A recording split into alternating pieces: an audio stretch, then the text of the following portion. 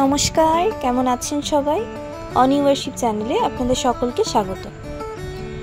আজ আমরা চলে এসেছি পটলের একটি নিরামিষ রেসিপির সঙ্গে। কাঁচা কলার খোসা আমরা অনেকেই ফেলে দিই এবং পটল আমাদের অনেকেরই অপছন্দের, তাই এই রেসিপিটি এই দুটি জিনিস নিয়েই মূলত তৈরি। প্রথমেই পটলটি আমরা ছাড়িয়ে নিয়ে খোসা ছাড়িয়ে নিয়ে তার ভিতরে যে বীজ এবং পুর শ্বাসগুলি থাকে সেগুলো বার করে নিয়েছি। এরপর এখানে কাঁচা কলা বেটে নিয়েছি, কিছুটা আলু সিদ্ধ নিয়েছি এবং পটলের বীজটা বেটে নিয়েছি, আর কিছুটা আদা লঙ্কা কুড়িয়ে নিয়েছি।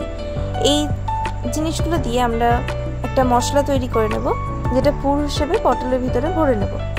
এরপর আরও একটি মশলা তৈরি করে নেব গ্রেভির জন্য। পটলের বীজ, আদা লঙ্কা বেটে নেব এবং টমেটো কুচি, ক্যাপসিকাম কুচি এবং ওই পুর ভরা পটলগুলো গায়ে আমরা কাঁটা চামচ দিয়ে ফুটো ফুটো করে নেব, যাতে পটলের ভিতরে পুরটা ভাজার সময় বেরিয়ে না চলে আসে। একদিকে কড়াই তেল গরম হতে দিয়েছি। কড়াইয়ে তেলের মধ্যে সামান্য একটু হলুদ এবং সামান্য একটু নুন দিয়ে নেব, যাতে পটলের ভিতর থেকে পুরটা না বেরিয়ে আসে এবং পটলটা ভাজাটাও সুন্দর হয়। তো এরপর আমরা একে একে পটলগুলি তেলের মধ্যে ছেড়ে দিয়েছি। এটা ঠিক একটু গোল্ডেন ব্রাউন টাইপের ভাজা হয়ে যাবে, তখন আমরা এটাকে নামিয়ে নেব। এর পরের প্রসেসটি আমার মা করেছে। তো কড়াইয়ের মধ্যে প্রথমে গরম তেলে পাঁচফোড়ন, তেজপাতা এবং শুকনো লঙ্কা ফোড়ন দিয়ে নিয়ে তার মধ্যে টমেটো এবং ক্যাপসিকামটা দিয়ে দিয়েছে। কিছুক্ষণ নাড়াচাড়া করার পর তার মধ্যে হলুদ এবং চিনি দিয়ে সেটাকে একটু কষিয়ে নিয়েছে। এরপর এটা থেকে তেল ছেড়ে এলে আমরা যে পেস্টটি করে রেখেছিলাম পটলের বীজ, আদা লঙ্কার, সেই পেস্টটি এর মধ্যে দিয়ে দেব।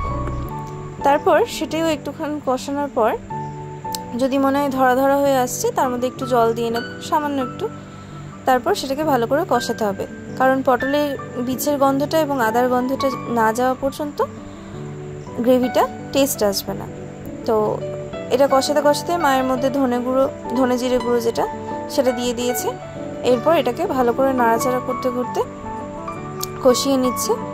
যতক্ষণ পর্যন্ত না এটাতে তেল ছেড়ে আসে ততক্ষণ এটা আমরা কষাতে থাকবো। এরপর এটাতে তেল ছেড়ে এলে তখন তার মধ্যে গরম জল অ্যাড করে নেব। আমরা যতটা গ্রেভি চাই আমরা ততটা গরম জল এর মধ্যে অ্যাড করে নিয়েছি। এরপর এটা ভালোভাবে ফুটে এলে তার মধ্যে আমরা পটলগুলো, ওই ভেজে রাখা পটলগুলো দিয়ে দেব এবং সেটা ফুটে আসবে। ফুটে আসার পর যখন গ্রেভিটা একটু থকথকে মতো ঘন মতো হয়ে আসবে, তখন তার মধ্যে আমরা গরম মশলা ঘি দিয়ে নামিয়ে নেব। পটলের দোলমা আমরা অনেকেই খেয়েছি বা অনেকেই বানিয়েছি, কিন্তু কাঁচা কলার খোসা বাটা দিয়ে পুর বানিয়ে পটলের দোলমা হয়তো আমরা অনেকেই খাইনি। তো আমাদের বাড়িতে যেহেতু গোপাল আছে, সমস্ত কিছুই রান্নাবান্না আমাদের তাকে আগে নিবেদন করে তারপর আমরা প্রসাদ হিসেবে গ্রহণ করি। এটিও অন্যথা হবে না। এই পটলের দোলমার রেসিপিটিও গোপুর ভোগে আগে যাবে, তারপর আমরা প্রসাদ হিসেবে গ্রহণ করব। ভিডিওগুলি ভালো লাগলে সবাই একটি লাইক এবং কমেন্ট করে দেবেন, এবং যদি এরকম ভিডিও আপনারা আরও দেখতে চান এবং ভালো লাগে তাহলে চ্যানেলটিকে সাবস্ক্রাইব করে রাখবেন। চলুন, ভিডিওটা তবে আজ এই পর্যন্তই।